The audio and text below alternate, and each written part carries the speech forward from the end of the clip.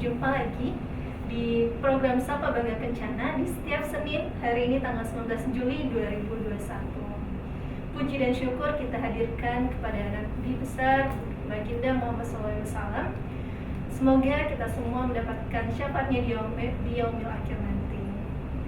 Nah sobat keren, Senin ini kita akan membahas mengenai pindah antar instansi, yang dimana hari ini akan disampaikan oleh Ibu Elvi SEMSI selaku analis kepegawaian ahli muda, dan beliau juga sebagai subkoordinator kepegawaian dan hukum. Nah nggak usah lama lagi nih sobat keren, langsung aja yuk kita tahu bagaimana cara tata pindah antar instansi di BKKBN Sumsel ini. Kepada Ibu Elvi, boleh persilakan. Terima kasih Mbak Ulan. Assalamualaikum warahmatullahi wabarakatuh. Selamat pagi dan salam sejahtera bagi kita semua. Sobat keren dimanapun berada, pada pagi hari ini kami mencoba akan menginformasikan pindah antar instansi yang biasa kita singkat dengan PAI, masuk maupun keluar dari BKKBN, seperti itu Mbak Ulan. Jadi sebelum masuk pada materi, kami informasikan sedikit Mbak Ulan. Ya, Bu. Dari 17 kabupaten kota di Provinsi Sumatera Selatan ini, kita mempunyai 3.254 desa. Sementara penyuluh kita, baik PLKB maupun PKB, itu ada sebanyak 446 orang. Jadi jika dibandingkan, jika kita bagikan, satu PKB itu membina 7-8 desa, Mbak Ulan. Jadi itu sangat-sangat memberatkan bagi petugas kita dalam menjalankan program kita. Ya. Jadi normalnya itu satu penyuluh KB itu membina 1 sampai 2 desa seperti itu. Jadi kita sangat-sangat kekurangan penyuluh KB. Jadi pada sobat keren yang kami banggakan, jika ingin pindah masuk ke BKKBN menjadi penyuluh KB, monggo kita persilahkan. Tapi dengan syarat-syarat yang akan kita paparkan pada materi berikut ini. Jadi jenis pindah antar instansi itu ada 2 Mbak Ulan. Ya, apa aja tuh Bu? Ya, pindah antar instansi keluar BKKBN. Ini pegawai kita yang ingin mengabdi di instansi lain. Boleh? Boleh Bu ya. Ya. Yang kedua itu pindah antar instansi masuk ke BKKBN. Nah ini yang paling banyak. Ini yang paling banyak. Banyak yang mau jadi pegawai BKKBN Bu ya. Jadi instansi kita itu instansi yang disenangi barangkali Mbak Ulan dengan ini, apalagi yang untuk menjadi penyuluh KB seperti itu. Jadi penyuluh KB itu Mbak Ulan, kalau misalnya pegawai instansi lain masuk ke BKKBN yang belum pernah sama sekali menjadi penyuluh KB, dia itu kalau masuk ke BKKBN jabatannya masih PLKB. Setelah 2 tahun kan kalau masuk ke menjadi penyuluh KB itu harus ada pengalaman kerja selama 2 tahun menjalani program kita. Jadi 2 tahun setelah menjadi PLKB, baru yang bersangkutan itu harus mengikuti tes kompetensi penyuluh KB. Jika memungkinkan, barulah kita ajukan yang bersangkutan menjadi penyuluh KB. Tetapi kalau pegawai kita yang telah pernah menjabat menjadi penyuluh KB, maka itu kita otomatiskan dan kita usulkan menjadi penyuluh KB melalui pengaktifan kembali. Tetapi jika dia dulunya fungsionalnya di 3A, di ahli pertama, ya di ahli pertama itu, walaupun golongannya sudah 4B, maka jabatan fungsionalnya mengikuti fungsional yang terakhir. Jadi tetap yang 4 Bu ya. Iya, yang tetap golongan 3A. Nah, jadi misalnya angka kredit dia itu 125, sementara dia pangkatnya sekarang sudah 4B misalnya. Jadi pangkat 4B jabatannya masih di jabatan ahli pertama dengan angka kredit 125. Nah selanjutnya persyaratan apa itu pegawai BKKBN yang ingin keluar dari BKKBN? Ya, yang pertama itu surat permohonan yang bersangkutan ke pimpinan unit kerja JPT pertama, seperti itu ya. Ke pusat artinya. Surat rekomendasi dari pimpinan unit kerja. Jadi artinya kalau kita ini kepala BKKBN provinsi dengan melampirkan telaah staf perihal PNS yang akan keluar dari BKKBN dengan format telah disesuaikan dengan peraturan BKKBN nomor 31 tahun 2020 tentang tata cara naskah dinas BKKBN, seperti itu. Jadi harus dianalisa dulu Pak Uda, boleh nggak keluar. Kalau menurut saya sih penyuluh KB-nya nggak boleh keluar. Kenapa? Kita ini masih kekurangan. Kita aja masih butuh ya. Kita ini masih kekurangan, seperti itu kan. Nah, kedua adanya ABK. Nanti di akhir paparan kita akan kita tayangkan sedikit sekilas ABK per kabupaten kota. Nah, selanjutnya itu surat persetujuan dari pimpinan unit kerja. PPK ditujukan perihal yang dituju perihal persetujuan pindah antar instansi. Tapi sampai saat ini Pak Ulan belum ada yang keluar dari BKKBN. Oh, alhamdulillah. Belum ada. Saya jangan sampai keluar. Selanjutnya surat pernyataan tidak sedang menjalani hukuman disiplin atau pra peradilan yang dibuat oleh PPK atau pejabat lain yang menangani kepegawaian.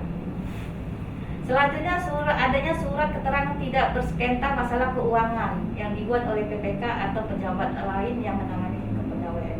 Ada slide selanjutnya, persyaratan awal PAI masuk ke BKKBN yang harus dilengkapi adalah sebagai berikut. Nah, ini yang paling banyak ini. Yang banyak yang mau masuk ke Banyak BKKBN ya. yang mau masuk, terutama mau jadi penyuluh KB. Tuh. Sebelum ini, pegawai yang masuk ataupun mau keluar dari instansi BKKBN itu dokumennya kita kirim secara manual ke Biro SDM BKKBN pusat seperti itu. Tapi sekarang tidak lagi. Sekarang memakai aplikasi yang namanya SIPAI, Sistem Informasi Pindah Antar Instansi. Berarti udah digitalisasi. Nanti di akhir materi kita akan kita simulasikan bagaimana sistem kerjanya SIPAI tersebut. Yang pertama itu surat permohonan yang bersangkutan ke BKKBN. Surat ke BKKBN artinya ke kepala kita, ke kepala perwakilan BKKBN Provinsi Sumatera Selatan. Yang kedua surat pernyataan tidak menuntut jabatan. Nah ini, kalau fungsional itu kan jabatan dia itu. Kalau fungsional penyuluh KB itu kan jabatan. Iya. Nah, jadi dia harus bersedia menjadi PLKB, petugas lapangan keluarga berencana, seperti itu. Selanjutnya surat pernyataan tidak sedang menjalani tugas belajar atau ikatan dinas yang dibuat oleh PPK atau pejabat lain yang menangani kepegawaian. Ini surat pernyataan ini dibuat oleh instansi yang bersangkutan. Ya, surat pernyataan tidak sedang menjalani jabatan tugas belajar ini dibuat oleh instansi yang bersangkutan. Selanjutnya surat pernyataan tidak sedang menjalani hukuman disiplin. Sedang tidak hukuman disiplin dengan pra peradilan dibuat oleh PPK atau pejabat lain yang menangani kepegawaian. Ini yang poin 4 itu dibuat juga oleh instansi yang bersangkutan. Poin 5 surat keterangan bebas temuan dari inspektorat kasar. Ya, tidak menyalahgunakan dana ini dan negara yang ada ya. Yang keenam, surat keterangan tidak bersengketa masalah keuangan dibuat oleh PPK atau pejabat lain yang menangani kepegawaian. Jadi intinya harus nggak ada masalah baru bisa masuk ke kita. Iya, seperti itu tepatnya. Selanjutnya fotokopi SKKP terakhir dilengkapi oleh pejabat yang berwenang dari instansi asal. Fotokopi SK legalisir dilegalisir oleh instansi asal. Selanjutnya fotokopi SK PNS yang dilegalisir, fotokopi ijazah pendidikan terakhir yang telah dilegalisir oleh pejabat yang berwenang. Pendidikan ini artinya kalau misalnya kita tamatan Unri artinya legalisir dari Unri, seperti itu ya. Terus DRH, penilaian prestasi kerja, penilaian baik 2 tahun terakhir yang dilegalisir. Jadi dilegalisir oleh instansi asal. Fotokopi kartu pegawai, fotokopi kartu keluarga, dan fotokopi SK jabatan terakhir, seperti itu. Jadi nomor 15 itu Mbak Ulan, kalau misalnya pegawai itu telah pernah menjabat jadi penyuluh KB, maka dari situ kita lihat. Jadi fotokopi SK jabatan lain ini sangat penting Mbak Ulan. Jadi misalnya yang bersangkutan itu sudah pernah menjabat jadi penyuluh KB, nah, kita tinggal meneruskannya aja dari jabatan itu. Jadi jabatan itu bisa KB. menentukan Bu ya. Ya, misalnya tadi dia itu dari PKB ahli pertama misalnya, walaupun dia tadi yang saya sebutkan tadi golongan 4B, nanti jabatannya keluar langsung PKB ahli pertama dengan posisi angka kredit yang terakhir. Nah, ini sekilas kami infokan, ini masalah perhitungan ABK, analisis beban kerja per jabatan per kabupaten kota. Jadi Mbak Ulan seperti ini, kalau misalnya ada pegawai yang dulunya pernah misalnya di pelaksana dari Banyuasin misalnya kan, nah itu kesempatan untuk masuk lagi masih ada kesempatan. Mahir 15,9, jadi masih ada kesempatan. Tetapi misalnya di Lubuk Linggau dulunya pegawai tersebut posisinya di muda dia berkeinginan masuk lagi ke BKKBN misalnya, itu sudah min 14,7. Kalau min itu artinya Mbak Ulan sudah kepenuhan. Oh, sudah banyak. Sudah banyak, jadi nggak bisa lagi ini masuk pun boleh, tetapi dia jadi PLKB. Itulah sekilas barangkali informasi dari kami. Nanti selanjutnya kami akan menginformasikan bagaimana sih cara menginput dokumen PAI yang ingin masuk ke BKKBN. Jadi linknya itu dari SIM SDM BKKBN Go ID. Seperti tampilan pada di layar. Ada di situ nanti menu pindah antar instansi. Jadi kita klik aja Mbak Ulan, klik seperti itu ya. Klik yang pindah. Pindah. Nah itu kelihatan itu Mbak Ulan, BKKBN PAI, ya kan? BKKBN pindah antar instansi. Jadi langkah pertama kita registrasi dulu dengan memasukkan nama. Misalnya kita buat namanya.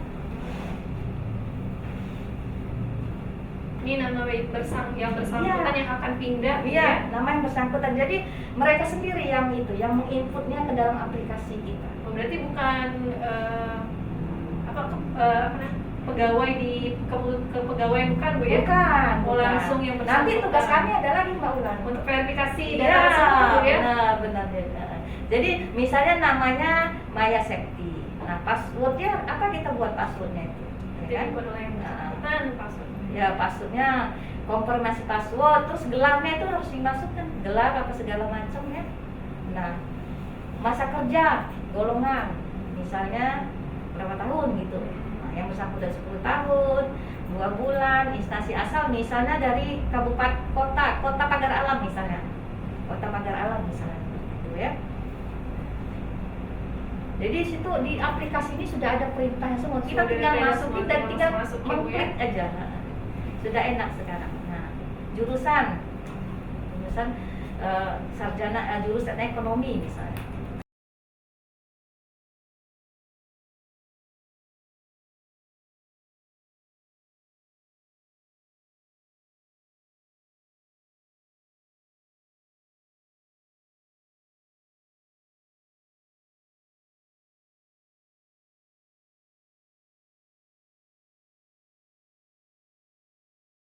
Jadi setelah register kita kembali ke halaman awal Bu ya, untuk sign in lagi pakai email yang sudah kita buat sama password yang sudah kita buat. Ini baru tahap awal Mbak Ulan.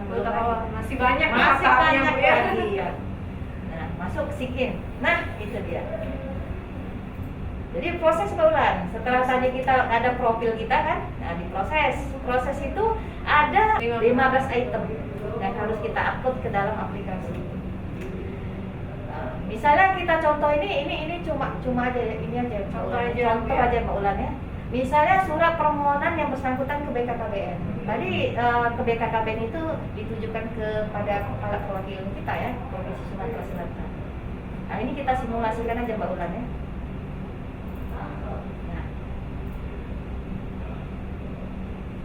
Upload masih simpan. Nah, seperti itu, simpan.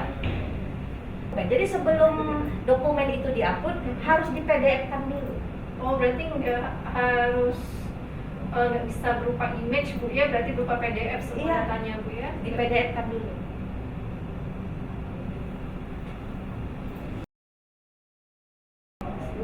Jadi diupload sampai selesai ke 15 dokumen tadi itu Mbak Ulan.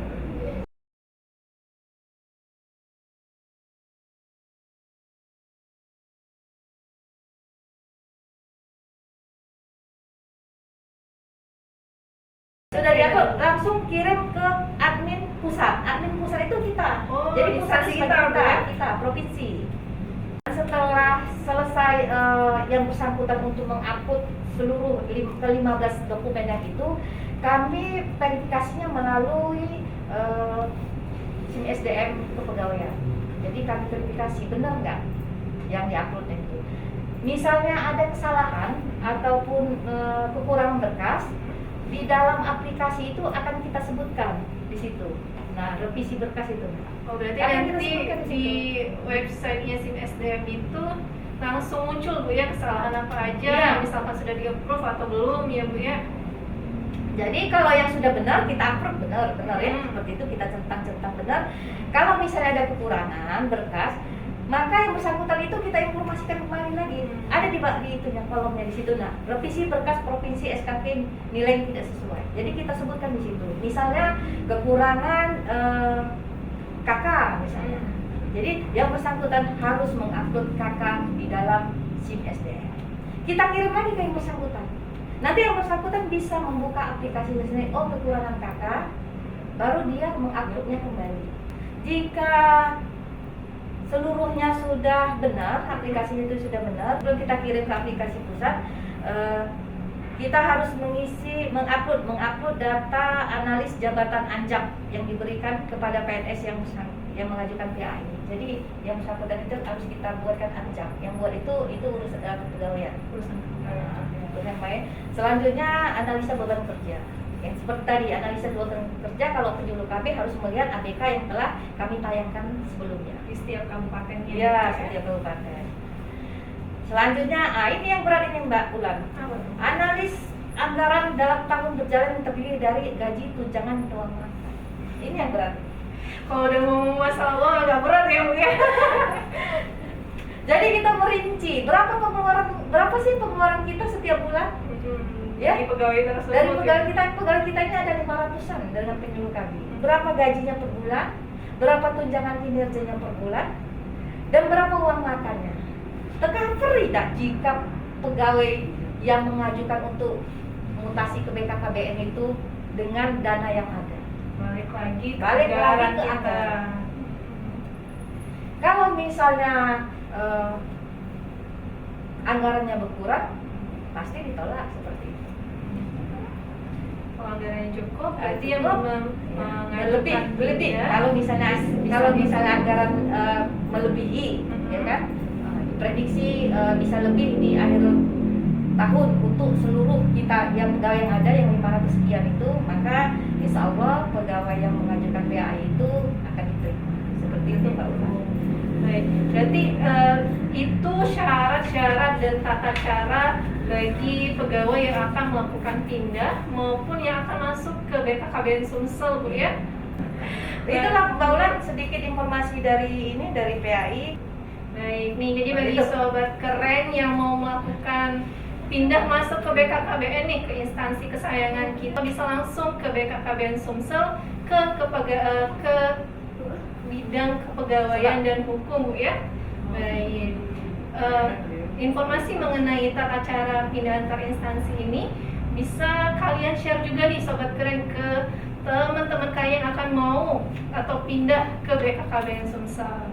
Dan mungkin itu saja Bu Elvia mengenai tata cara pindah antar instansi yang ada di BKKBN Sumsel.